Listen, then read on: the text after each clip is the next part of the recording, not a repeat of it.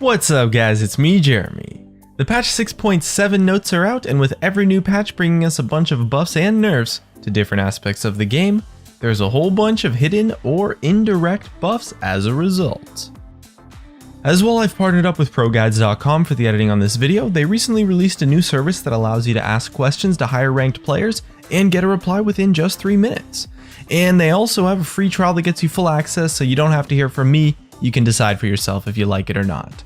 And if you enjoyed the video, hit that like button, and if you don't, please hit that dislike. Anyways, let's get started. The first group of champions that is receiving an indirect buff on patch 6.7 is one that I think is quite interesting, because it's late game scaling champions.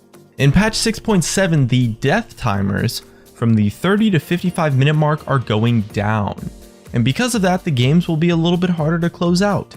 In a sense, shorter death timers equals longer games, because you won't be able to capitalize on as many objectives around the map after getting some kills, so you won't snowball as hard. Deaths during the mid game will be less punishing, and this will allow games to draw out a bit longer, and in any game that draws out, well, that's the dream for any late game scaling champion. Another group of champions receiving an indirect buff are the Bruiser and Brawler melee top laners, specifically the ones who weren't building tank items. This is happening for two major reasons.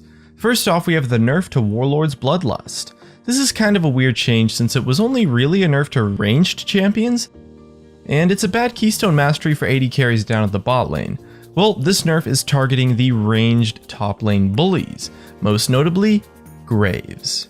This change is going to hurt the sustain of those types of champions, again, mostly just Graves, and Graves taking a hit is a minor buff to all other top laners. But the bigger catalyst for this change are the nerfs to Rammus and to Poppy. Rammus and Poppy were powerful tanks that were still able to output a ton of damage to the point where these Bruisers and Brawlers never stood a chance in a fight versus them, and would get outscaled quite hard as well. This nerf to those two tanks, who were not only powerful but also quite popular choices for top lane, allows the Bruisers to see a better matchup a bit more often, since Poppy and Rammus will be played less, and even when they do get played, they'll be weaker in comparison. Another group of champions receiving an indirect buff are the AP mid laners, and as well the AP top laners. Once again, this is happening for a few reasons. The top laners benefit from the nerfs to Poppy and Rammus that I mentioned previously in the last change. Same deal there, same stuff going on. Those tanks were just tough matchups for AP top laners. As well, for both lanes, you have the nerf to Maw of Malmortius. Maw of Malmortius was a seriously strong item that was a huge counter to those types of champions, both in lane and in teamfights. On assassins and tanks and bruisers alike, Maw was the go-to item when facing an AP champion in lane, and for good reason. With Maw getting toned down a bit, we'll see those AP solo laners get a little bit of a boost up since their opponents building Maw will be a little bit less powerful now, especially in those intense one-on-one duels that come down to the wire. As well, for the mid laners, we have the nerfs to Corki and Zed. Corki and Zed especially were solid counterpicks to the AP mid laners, and the fact that they received direct nerfs is going to help those AP mid laners just a bit, especially for their laning phase. Zed was tough for those matchups because he has a powerful laning phase backed up by a strong all-in potential and mobility, and on top of that he can build a Maw. While Corki's long range comboed with his mobility and massive poke gives him a strong matchup in most laning phases during the mid lane, and the AP mid laners were no exception. It should be a nice boost comboed with the Maw change that will allow you to find better matchups more often when playing on an AP mid laner or on an AP top laner.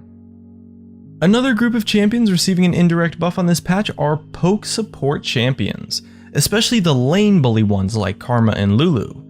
This change is happening as a result of the Soraka nerf. Soraka's been in a pretty crazy spot recently, especially in terms of her win rate, so she's getting some much needed hits to her mana costs. Those mana costs affect her laning phase quite a lot, which is great for those poke supports who tended to be lane bullies in the laning phase, but previously Soraka was just so tough to keep up with and would out-heal them pretty much every time. Although Soraka might still out-heal you, she now at least has the potential to run out of steam eventually. And most importantly, whenever a champion gets nerfed, the biggest thing to think about is that their popularity goes down quite a lot and they get played less, even if they're still strong. It's just the typical player-based reaction to any nerf on any patch, to anything really. And with that nerf, Soraka is going to get played less, which means that on those poke support champions, you'll see a better matchup in more games. And this one is especially important because Soraka is hell for those champions. Like, it's a huge counter pick and makes it really tough to win lane, which is their biggest strength in the first place. And next up, we have an indirect buff to warrior enchantment based junglers. Quite a few junglers got nerfed on this patch. We have Udyr, Kindred, and Nidalee taking direct hits. It's a wide array of junglers. You got Kindred, the early game beast, Nidalee, the runic echoes queen, and Udyr, the king of just about everything else. So although most junglers are benefiting from this change, I think the ones that benefit the most are in fact the warrior junglers, since they are kind of the weaker junglers at the moment, especially for solo queue. Sure, the tanks and the devourer junglers benefit a little bit as well, but the warrior junglers benefit a bit more, especially from the Kindred and Nidalee nerfs. Warrior junglers often rely on having a strong early game, but those two champions really put a thorn in their side when it came to that gameplay by being dominant in the early game, but also a little bit more useful later in the game when even or behind. Warrior junglers rely on getting a lead since they lack utility for the most part, with the exception of Kindred and maybe Lee Sin if you have really good mechanics. So those nerfs help them out a pretty decent amount. As for what you can expect will go down on patch 6.7, the biggest winner of the patch is Aurelia actually, because she's literally the only champion that was actually buffed on this patch. And the biggest loser is probably Poppy, as that nerf to her range is quite significant, although she will perform better against tanks on the flip side, since that percent max health damage on her Q went up by 1% despite the base damage hits. The deaths timers change is probably the one that will influence the meta the most, as that kind of thing can actually have a huge effect on objective play during the mid game, so consider maybe trying out a late game champion or two if you haven't already.